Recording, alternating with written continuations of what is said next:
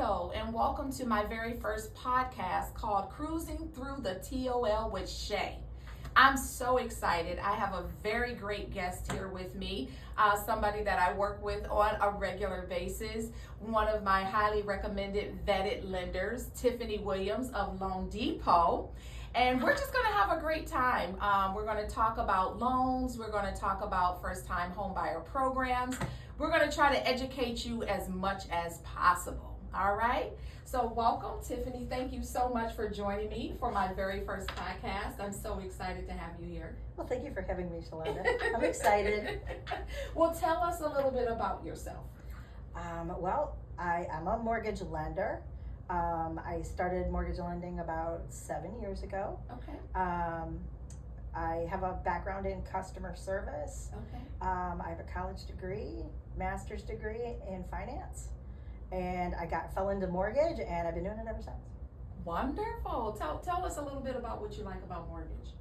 I like helping people, and I like making sure that people get a good deal, because I'm thrifty, is what I'm being told. So I like to make I like to make sure that they don't overspend. Yeah. When I first bought my home, I bought my parents' home, and they bought a new home. Okay. And my father said, "Go shop for a mortgage for us all." And I went, "What?" That was the first time. I didn't know anything about that. And so I had to go do that. And then I realized, wow, I was getting charged a lot of fees that I didn't know anything about. Yeah. And so were my parents.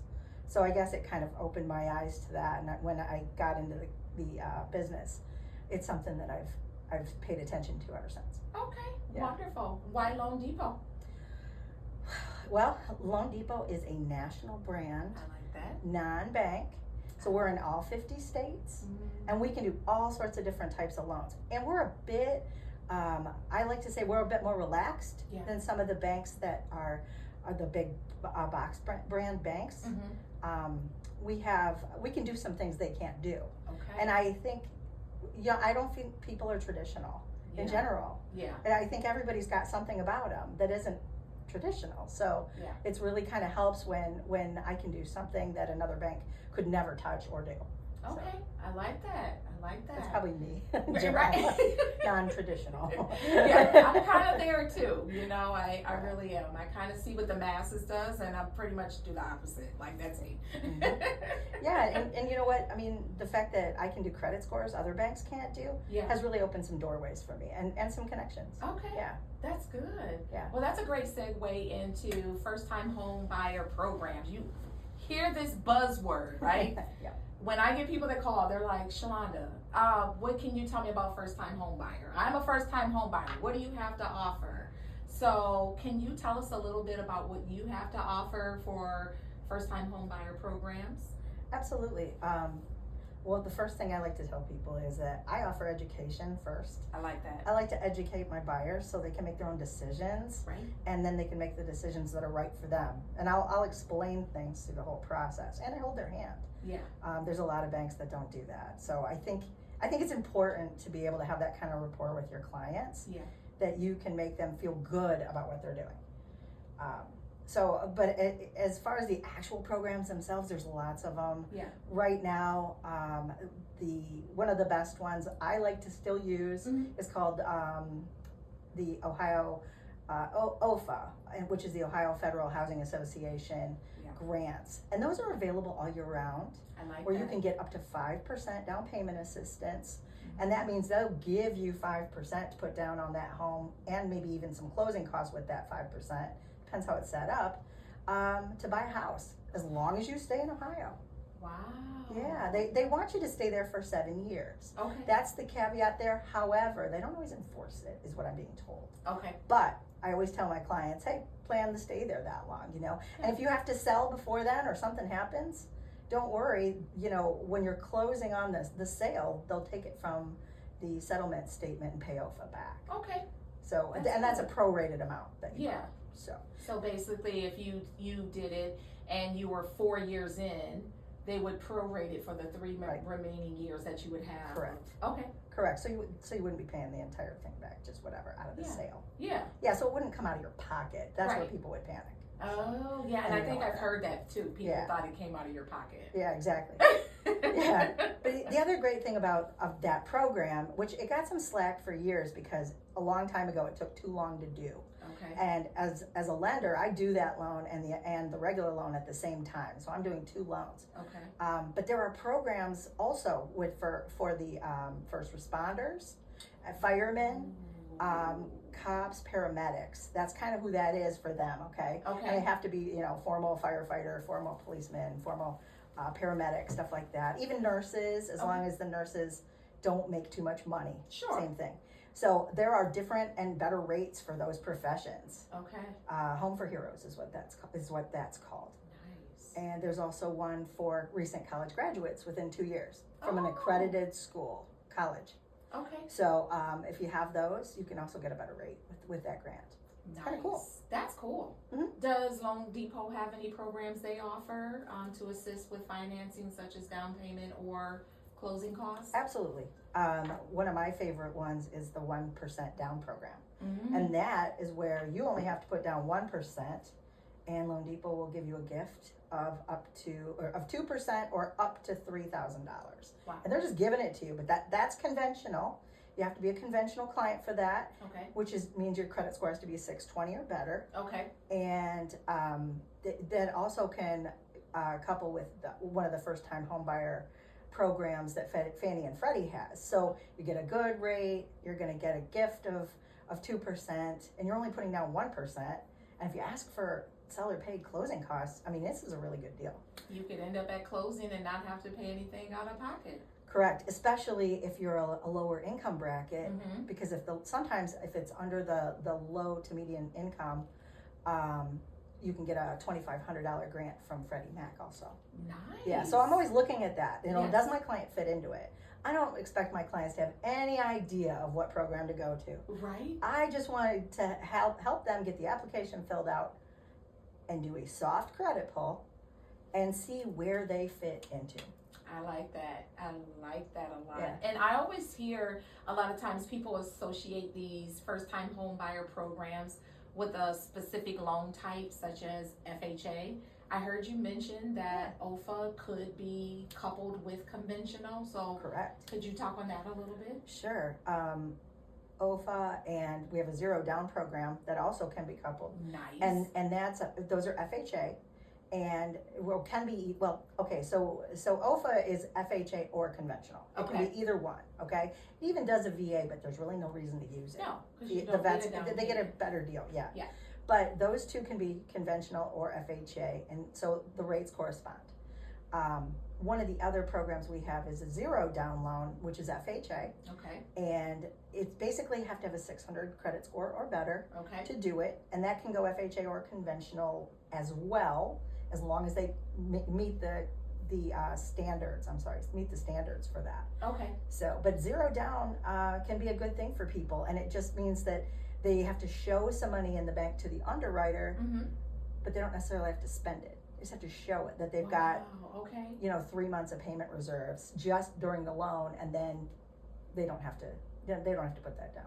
Okay. So it's kind of interesting. Now, what are some of the requirements to qualify for these programs? I think, it depends on which program, but for OFA, they want you to have a 640 credit score or better. 640, okay. Yep, or better. And that's for mortgage. Let's see, for some of the zero down program is a 600 credit score or better. Wow. And the 1%, it's conventional, so it's a 620 or better. Okay. And that depends on making sure they can go conventional. So much has changed in the last 2 years with how credit's being done that things have tightened. Yeah. And it's sometimes tougher to get conventional buyers, to people to go traditional conventional. Yeah. Yeah, Yeah. they have to go FHA. It just depends. Okay. Okay. Good to know. So you talked about credit score. I heard you say a soft pull. Can you talk a little bit about hard pull versus soft? Because I get a lot of people who say, well, I'm afraid to get pre-approved because I know it's going to ding my credit score and it's going to drop it 10 points. I don't know where they're getting these figures from, but Yeah. can you Absolutely. Can you please shed some light on that soft pull versus hard pull and how you do it at Loan Depot? Yeah, absolutely. So we start out doing a soft pull. Anytime somebody applies, they go on my online site or they call me, I do a soft credit pull. And it shows me, believe it or not, all 3 bureaus on a soft, doesn't hurt your credit score. Yeah. It just is, it's like a slight inquiry on your credit report for 6 months. Okay. If we did more of a hard credit pull, which I usually do at different times of the process, it depends on conventional or FHA, but that's more like 8 to 10 credit or 8 to 10 points. And I only do that when somebody's really serious about buying. Okay. Like they're almost in contract for FHA or they're in contract for conventional. Got you. Yeah, and really when I do a soft, it mirrors. It rarely does it change nowadays from my soft pull to my hard pull. So I feel pretty confident about it. But with a soft credit pull, traditionally, I used to only be able to see one credit score and not the other ones. Now I can see them all. Yeah, Okay. and it doesn't hurt you.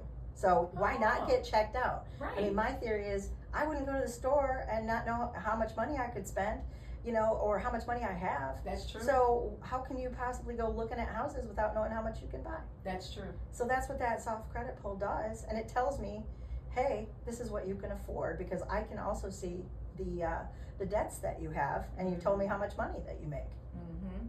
No, that's good. No, thank you for clearing that up, because I get that a lot, and I think people are just, they work so hard to get their credit score where it needs to be to qualify that they're just cautious, that's all. Well, I think everybody has a little bit of a stigma about talking to anybody from a bank. Yes. Because it makes me nervous if I think about it. Right. So I try to think, okay, how would I feel if I was calling me? Right. And that's why I try to make people more at ease. Hey, don't worry if you come out and there's a low credit score, I can help you work on your credit. Okay. And I give them a plan. I don't ever just send them that's away. Good. I give them a plan. We have a simulator I can run, or I can look at it and say, this is what we have to do to make you a buyer in the future. That's good. I like that. Okay, wonderful. Speaking of credit scores, can you explain the difference of what you use as a lender versus Credit Karma? Because that's another thing I get is, well, I checked on Credit Karma and da-da-da, and I'm like, it's different from what a lender uses. So can you shed some light on that?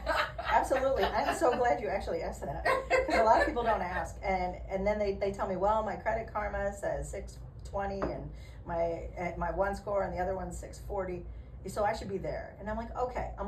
It's a good bar to use for me, but that doesn't tell me what I need. Right. That means we're 20, 30 points higher or 20, 30 points lower. Yeah. Credit Karma is basically retail credit. So if you walk into a Macy's or a Dillard's or a place like that and want to get credit, that's what they use for Credit Karma. Okay. It's retail credit. Mortgage companies use a mortgage credit algorithm, and they're basically looking at different things. So retail looks for some things, mortgage looks for another. There's over 600 different algorithms. Wow. That being said, you have no idea what your credit score really is. You just have an idea of what it might be closer to. Gotcha. So when we're looking at mortgage credit, we're also looking at installment payments, like have you paid your car payment on time? Mm-hmm. Your cell phone, believe it or not, now is considered an installment payment. Yes, credit cards. Some utilities come up to help bump your score, which is good. It can help bump your score up if you're paying them on time. Yes. Which is nice that they added that. But that's basically what it is. So never expect to know your mortgage score unless you're doing like a FICO app or something like that where you're paying $30, $40 a month to know what your mortgage score is. Okay. Because that is possible, and I've heard of people doing it. Yeah. That's good to know, because I get that a lot. So thank you for explaining that and just busting that myth. No problem at all. I'm glad you asked it, because I get that all the time. Somebody will say, well, I have Credit Sesame and it says I have a this, and I'm like, okay, great. Well, let's see what this says, because it's not right. Because it could be a big difference, couldn't it? Oh yeah, it can be 50 points one way or the other. I remember the house that my husband and I have now, when we were, in the process of getting it, I knew the difference, but I just jumped on Credit Karma just to give me an idea, but I knew there was a difference. And actually the lender, when they pulled it, when it was time to close, was probably about 40 points higher than what I saw on Credit Karma. Yeah, you're not wrong. I actually did the same thing. Yeah. Especially before I refinanced my Yeah. house. And I was surprised how higher my mortgage score was than my retail credit at the time. Yes. And I remember thinking, wow, that is really big. Yeah. But I was happy. Exactly. And I know, as long as you're paying your house or your car payments on time and your cell phone on time and anything that's an actual loan. If you get payday loans, those also are looked at. Yeah. So and I tell people, don't take out payday loans unless you have no choice but to do it. Yeah. And if you do, pay it back. Yeah. Just letting it go and just saying, I'm not going to pay it, or car insurance or things like that, that'll stay on there a long time, at least 10 years. Really? Not paying it. Correct. Car insurance. Yes, car insurance. What about anything medical like bills? that. Well, it depends. Okay. If it's held by a hospital, it'll stay on there. But if it's held by a third party, it's only going to stay on for, they can't really prove it. Gotcha. It's only because they can't ask you, oh, were you sick? Did this happen to you? They can't do it. But a hospital, they know and they have records and they will stay on there at least 10 years. Ooh. Yeah. So don't just go out disputing all your credit saying you're not going to pay it. Right. I have to have people undispute their credit when they're going to do a mortgage. Really? In certain, if there's a certain, I think it's under $2,000 and it has to be undisputed. Over 2,000, or no, under 2,000 it's okay, but over 2,000 it has to be undisputed. Wow. Or you go to an automatic manual underwrite where somebody has to physically make the decision if you're going to get credit or not. Wow. Yeah. No, that's good to know. Yeah. Yeah, I always tell people if that's the case. So, but just don't go out there and dispute everything. Okay. Yeah. That's good. And I do hear that. Like, I'm disputing this, I'm disputing that, and I'm like, you might want to check with the lender first. And and that brings me to another point.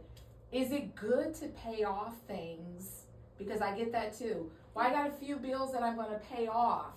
Yeah. And bring them down to zero balance. I get that with credit cards. I get that.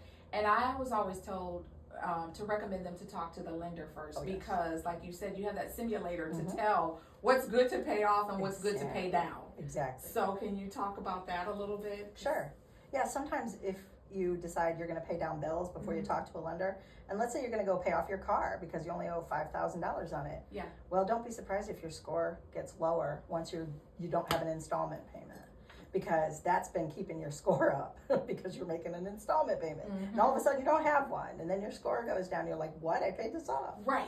But that, unfortunately, is something that the credit bureaus look at negatively. And I don't understand why. I know. We need Same thing. We need a lot of some legislation and some changes made in the credit industry right now. Yeah. But that's how it's done. And I always tell people, if you're going to pay off a credit card, first of all, ask me what to pay off. Exactly. I can run the simulator and tell you this is going to make your score higher. Right. And it doesn't cost you anything. Why wouldn't you do it? Right. But that being said, like, some people will literally just go pay off a debt, and if they left it $5 on it, it wouldn't ding their credit lower. Okay. It would actually make it much higher. Okay. Sometimes my simulator will say pay down to $10.12 Gotcha. from $2.50, and then that's what I want them to do, not zero. Right. $10.12.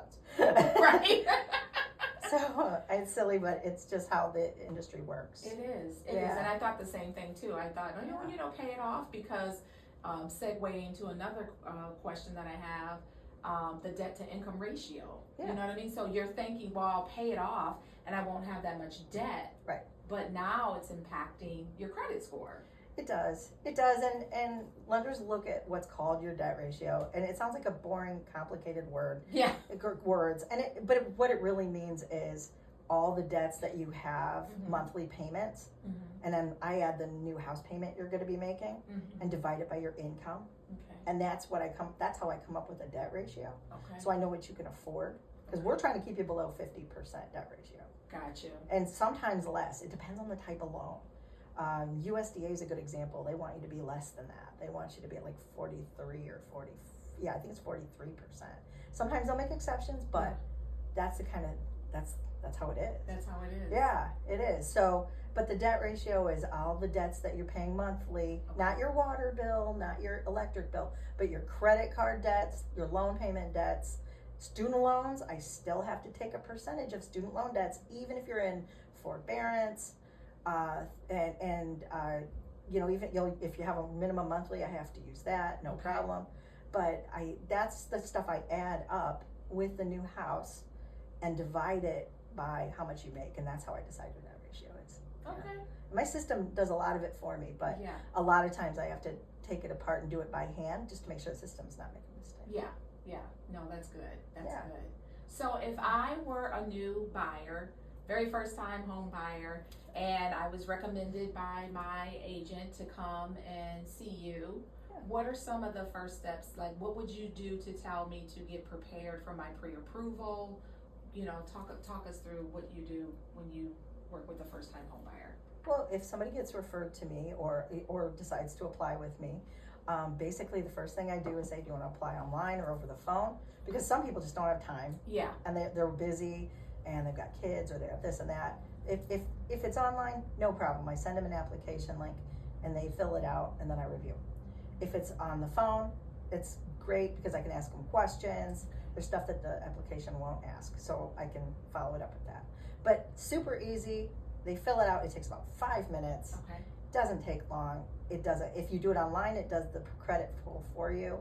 And if you do it with me, I do it and then review everything and get back to you to let you know exactly what I need from you to pre-approve you, or hey, we have to work on credit before we're going to get there, and here's what we have to do, and I'm going to get the simulator run. So it just depends. If the person's ready to go, the next step is asking for documents from them, you know, like pay stubs, W-2s, and some bank statements. You know, and it's pretty easy stuff.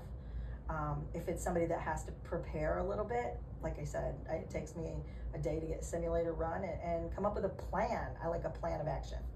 Here's what I want you to do. Work on this, this, and this, do this, and, you know, connect with me in a month or 6 months. So it just depends. You know? No, that's good. And in that, is it true, and I don't know, I'm not the expert in it, even though they may qualify for a down payment assistance or, you know, first time home buyer program or whatnot, is it true that they still have to have a certain amount in the bank as like some type of retainer, like to show that they could pay their mortgage? Correct. Yeah. A lot of times, the Fannie and Freddie system that we're connected to in our loan system requires what's called reserves. And that's your money in the bank. It can come from paychecks. It can come from tax return money, as long as it's been in the bank 2 months. And that if somebody gave it to you in January and you want to buy in March, perfect. We can do it. No problem. We can use that money in the bank.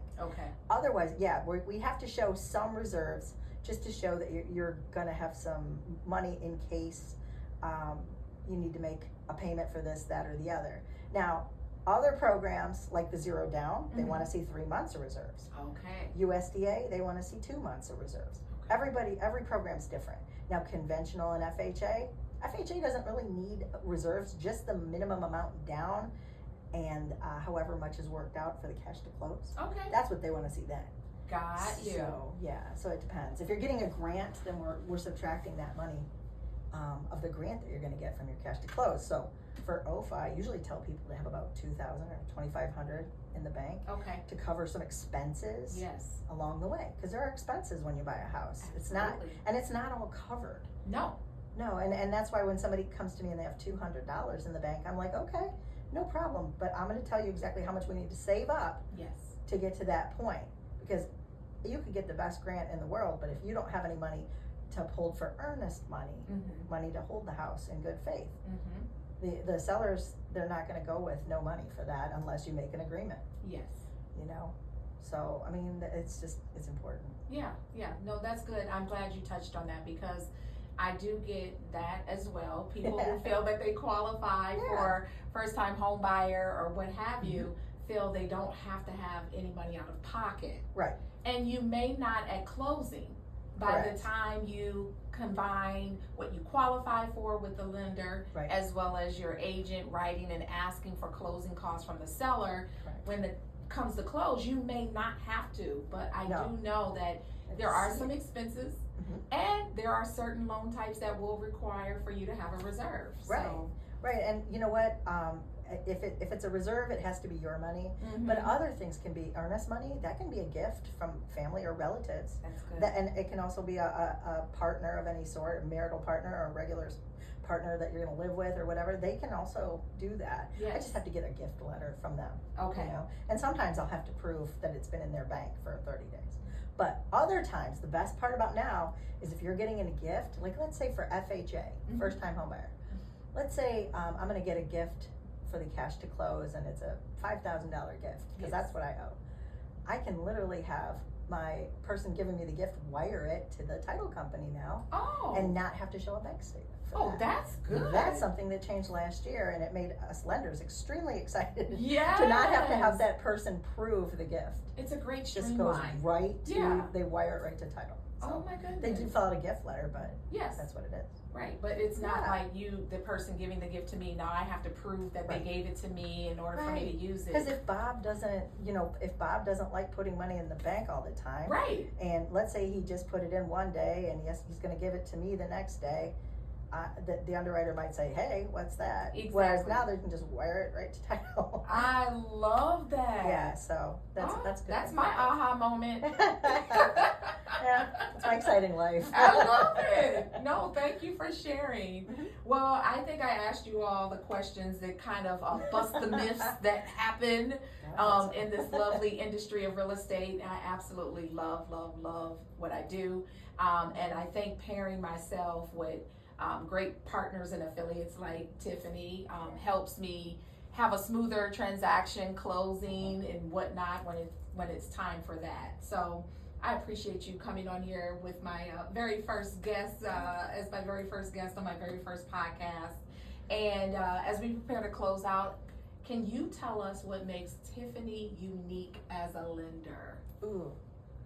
That's a big question, but luckily I already know, like, part of me, I think I'm unique because I actually care about what I do. Yes. And I'm going to weigh it, is this the best option for you or not? Yeah. That's one thing. The other thing is the fact that I'm trying to keep my partners.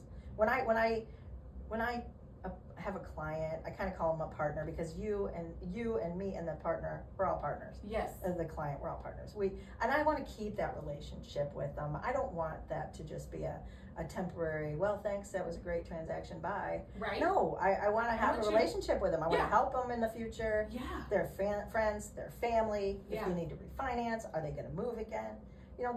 I think that's unique. And a lot of people say it, but they're not necessarily genuine about doing it. So I think that makes it different for me. Yeah. Because I actually care. Yeah. So I try to keep in touch with people. And speaking of caring, she shows up to the closings. Oh yeah, that is a little She unique. is one of the few lenders that shows up to the closings. I'm old school when it comes to that. It makes people feel better. Yeah, they're nervous. Right. They're getting ready to sign away. They don't know these documents, and just having that support of their agent and their lender. And we understand that life happens. Not everyone can make it, but if you can make it, show up. Exactly. And you know what? And look, like I said before, looking back at the COVID times, that was the toughest time to do loans for me because I'm used to going to closings. Yes. And when they wouldn't let anybody in but the buyer and the seller, that or they were doing drive-throughs or whatever. Yeah. That was hard. I'm just glad we're not doing that stuff anymore. I like to show up if there's problems, questions. Maybe you just have a few questions about these papers or this or that, and I tell them things. Yeah. I tell them stuff that, like, they have grace, that you don't have to pay the first every month. Every month you'll have till the 15th. Most banks have that grace. Yes. And that makes a big difference for people. It does. Because that's 2 weeks. Yes. It's the difference between being able to come up with money or they think it's going to be late. Well, it's not. Yeah. So that's the kind of stuff that I like to be able to deliver that news to them too. And be there because they're so happy. So. Yeah, I love it. I love it. I appreciate it. Yeah. Well, thank you again, Tiffany. I appreciate you for joining me today. Thank you for And I will make sure that Tiffany's information will be attached to the podcast. And is there any other way that you would like for people to reach you outside of a phone call? Do you prefer email? Do you Either prefer one text? is fine. Okay. They can always text me at the 419-260-8262 number. Okay. They can call, whatever works best for them. Okay. That's Wonderful. fine. Wonderful. Mm-hmm. Is there any last things that you would like to say to get out here? No, just I guess the only thing I would say is just don't be scared, don't be nervous. Just get checked out. Yeah. Because if you can do this 6 months before you're ready to buy, sometimes we can catch stuff ahead of time, and when you're ready, it's a lot easier. Yeah. So, and Be you have your proactive. pre-approval letter, you have everything ready to go, and then you can do the fun stuff. Yeah, exactly. Go shopping with me. Yep. Exactly. Yeah. Awesome. Well, thank you so much. Thank you so much for joining me, Toledo. I truly appreciate you. Thank you for all of your support. And I'll be back with another podcast. I want to go around Toledo, all areas of Toledo, and bring on guests, lenders, others, maybe restaurants, hair salons, barbershops. We just want to talk about why Toledo. And Tiffany definitely was a great start of why people buy here and stay here. So thank you so much and have a great day.